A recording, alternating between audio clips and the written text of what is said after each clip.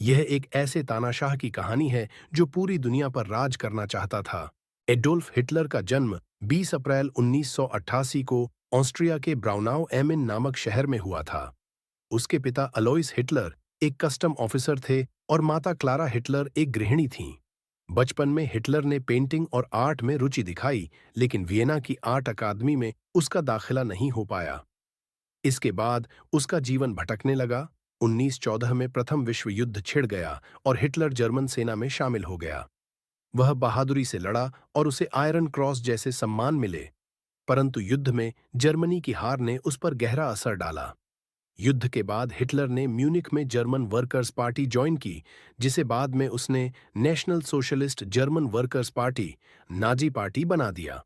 1923 में हिटलर ने म्यूनिख में सत्ता पर कब्जा करने की असफल कोशिश की, जिसे बियर हॉल पुट्स कहा जाता है।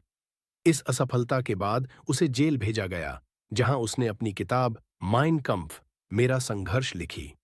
इस किताब में उसने यहूदी विरोधी विचार, जर्मन श्रेष्ठता और विस्तारवादी नीतियों का वर्णन किया। 1933 में हिटलर जर्मनी का चांसलर बना और जल्द ही उसने तानाशाही स्थापित कर दी। उसने विरोधी पार्टियों को खत्म कर दिया और नाजी विचारधारा को फैलाया। हिटलर ने यहूदियों को जर्मनी की समस्याओं का कारण बताया और उनके खिलाफ भेदभावपूर्ण नीतियां अपनाईं, जो बाद में होलोकॉस्ट में बदल गईं, जिसमें 60 लाख से ज्यादा यहूदियों की हत्या की गई। 1939 में हिटलर ने पोलैंड पर हमला कर द्वितीय विश्व युद्ध की शुरुआत की। शुरू में जर्मनी को बड़ी सफलताएं मिलीं, लेकिन 1941 में उसने सोवियत संघ पर हमला कर एक बड़ी गलती की।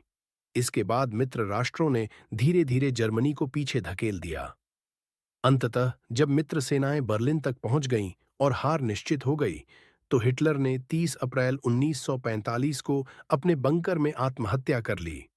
उसकी मृत्यु के साथ ही नाजी शासन का अंत हुआ और एक भयावह अध्याय समाप्त हुआ। ऐसी और भी रोचक कहानी सुनने के लिए चैनल को सब्सक्राइब करें, वीडियो को लाइक करें। धन्यवाद।